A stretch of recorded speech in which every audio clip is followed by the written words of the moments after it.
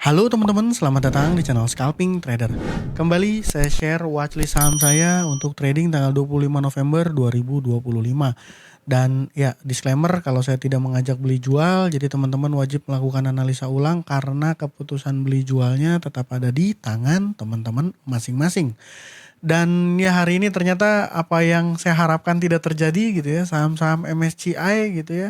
Sentimen MSCI ini nggak ada yang ditarik pada lemes gitu ya. Saya nggak tahu nih, kayaknya kungfunya, kayaknya silatnya ini mulai ada perubahan gitu ya. Kalau dulu-dulu biasanya itu dia ditarik lalu besoknya itu merah. Tapi kalau hari ini nih nggak ditarik seperti dijaga, ya saya jadi nggak bisa tebak apakah besok merah atau saya nggak bisa asumsi karena belum ada pengalaman ya apakah besok merah atau malah besok lanjut nih untuk saham-saham MSCI. Cuma amannya sih nggak saya WL ya gitu ya. Lanjutan disclaimer kalau tidak ada kepastian ya saham yang saya info ini naik gitu ya. Tapi ya kadang-kadang yang arah ada gitu ya. Cuman kadang-kadang aja sih gitu ya. Sama kadang-kadang saham swing buat 1 minggu tapi 1 hari udah 7-8% ada gitu ya. Kalau beli IMPC. Bercanda teman-teman, bercanda.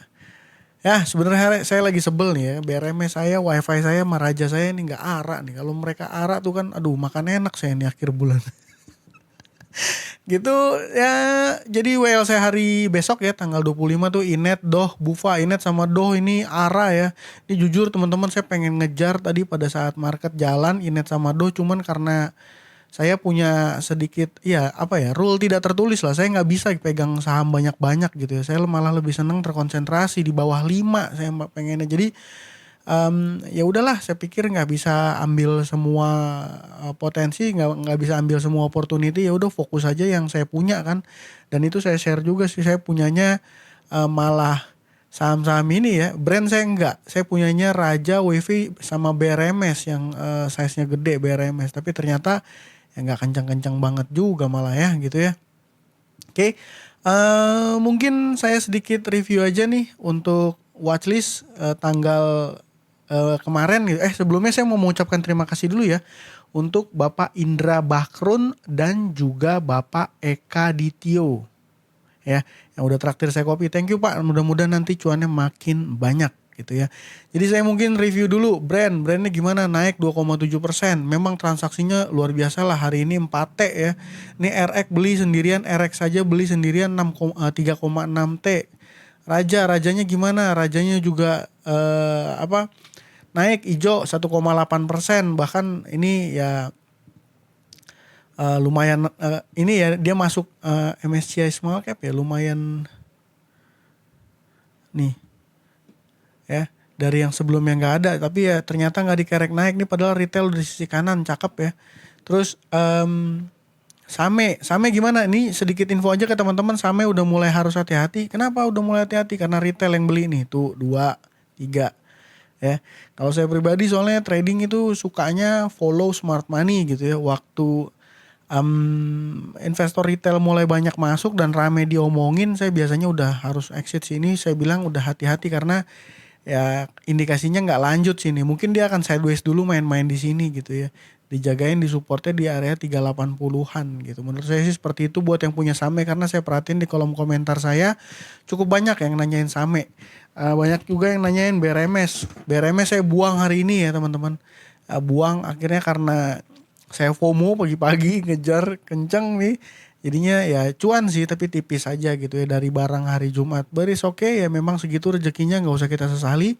Ya transaksi si BRMS sendiri 1,4T ya, RX beli 600 miliar.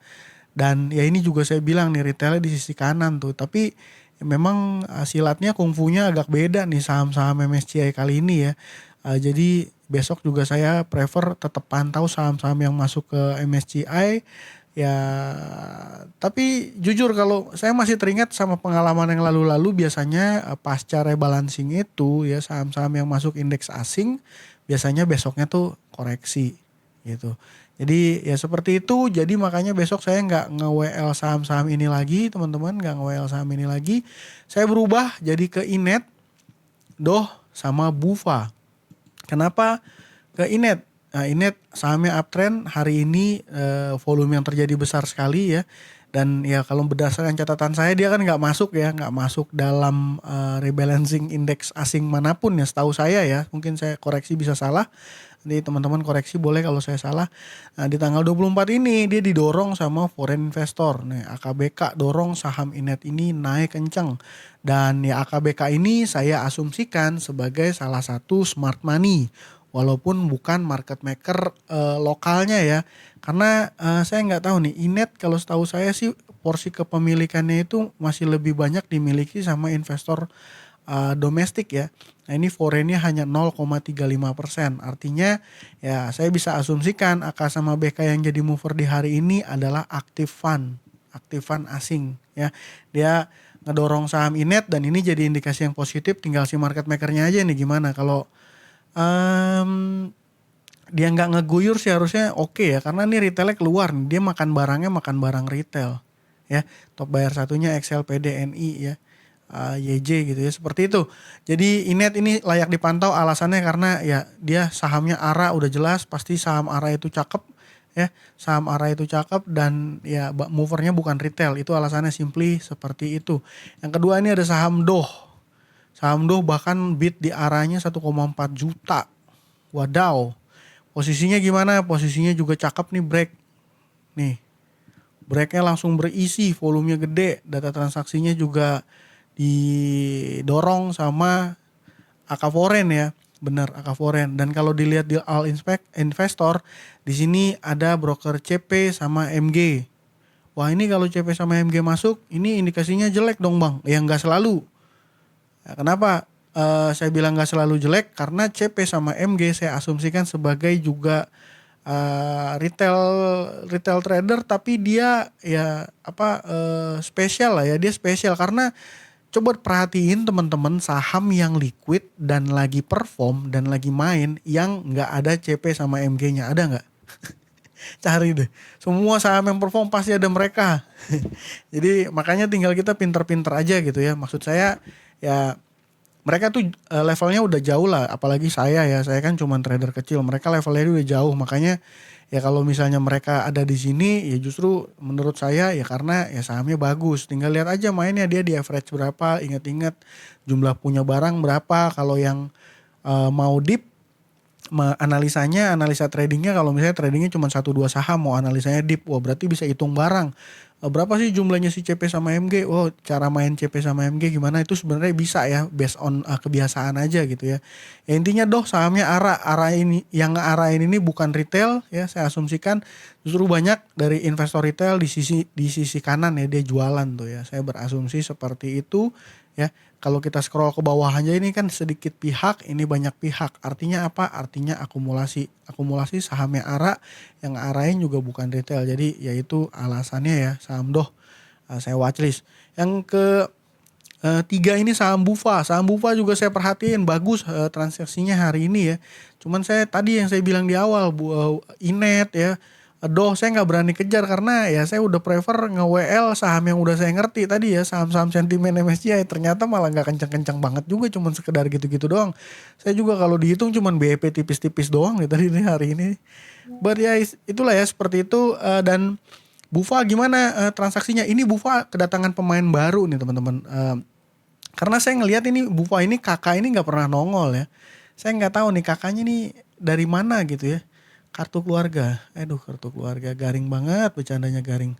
Nih, kalau dihitung dari mulai bulan Agustus aja sampai November, ini kakak nggak ada main nih, ya. Nih kakak nggak ada main, secara mengejutkan hari ini dia main. Begitu dia main langsung masukin 637.000 lot, gede. Kakaknya ini kakak foreign, jadi masih misteri ya, masih misteri. Tapi apapun itu, saya pikir ini juga masuk dalam kategori smart money. Kenapa? Karena retailnya di sisi kanan. Oke, retailnya ada di sisi kanan, sahamnya uptrend, retail di sisi kanan, ini jadi indikasi yang bagus. Mungkin dari teman-teman nanya, Bang, Mina gimana temennya gitu. Kalau Mina nih posisinya memang mau breakout, tapi volumenya belum keluar. Dan kalau saya perhatikan data transaksinya ini so-so aja sih. Ya maksudnya ini retail kan, nge-mix gitu ya teman-teman, nggak clear. Ya ini nge-mix, ini retail, saya asumsikan ini juga retail ya. Ini juga. Jadi dia cenderungnya nge-mix, nggak clear gitu ya, karena memang volume transaksinya juga nggak terlalu gede kalau compare sama Bufa ya tuh. ya. Seperti itu. Jadi untuk besok saya pikir Inet, Doh sama Bufa. Buat teman-teman yang nanya juga NRCA gimana bang? Kan ini 2 hari yang lalu lu sempat mention waktu merah. Ini merahnya karena UMA. Nah ini breakout lagi nih bang. Nih gimana? Ya saya sih sederhana aja analisanya teman-teman. Memang saham NRCA ini secara price action masih sangat menarik. Ya, tapi ada tapinya, dia sudah kena UMA ketika tanggal 20 November ya. Saham yang udah kena UMA ya, saham yang udah kena UMA, sorry. Saham yang udah kena UMA itu potensi kena suspend, dan biasanya ini mungkin saya bisa salah, biasanya saham yang kena suspend itu pada saat dia open nanti itu resikonya tuh dia merahnya merah dalam. Jadi ya saya pikir karena banyak pilihan saham-saham lain makanya saya hindari dulu. Apakah NRCA bagus? Bagus, tapi sayangnya kena UMA. Ya, tanggal 19 pengumuman UMA dan efektif UMA-nya itu di tanggal 20. Dan di hari dia UMA minusnya 10%. Nah, setelah itu dia ada rejection ya, nggak lanjut turun gitu ya, bahkan hari ini naiknya kencang. Nah, hari ini dia naiknya kencang 12%. Bukan tidak mungkin nanti besok pagi dia keluar pengumumannya gitu ya. Sekarang sih sampai terakhir saya bikin video nih masih belum ada ya pengumumannya ya mengenai NRCA. Jadi ya saya kan trading ya, balik lagi point of view saya trading, jadi ya saya bisa gonta-ganti saham dengan cepat gitu ya. Salah satu hal yang membuat saya saham itu nggak menarik aja udah saya nggak bakal entry walaupun sahamnya price actionnya masih bagus gitu. Dan saya juga mau sampaikan buat teman-teman yang nonton konten saya swing mingguan, ini mention ya, di 2 hari yang lalu tuh saya bilang SCMA sama IMPC SL 2500 cakep. Hari ini dia naik 7,4%. Besok akan jadi moment of truth. Aduh, moment of truth. So keren banget saya ya. Pokoknya nih intinya teman-teman, hari ini yang jadi top buyer-nya ini menurut saya kurang begitu meyakinkan. Siapa nih Excel-nya ya. Saya nggak tahu nominee kah atau retail big player kah atau apa. Saya nggak tahu. Cuman yang saya tahu pasti adalah saham IMPC ini movernya adalah KI sama LG. Nah ini sekarang digangguin nih sama Excel nih. Nah tinggal kita lihat aja besok si market makernya gimana nih responnya, mau di gap downin turun atau mau dilanjutin hajar naik ke atas. Kenapa? Karena ini jadi momen penentuan ya. Kenapa momen penentuan? Ini udah mau breakout, volume yang terjadi juga besar. Ya, kalau normalnya benar dia mau lanjutin naikin ya harusnya terjadi volume gede dan sahamnya breakout kencang harusnya.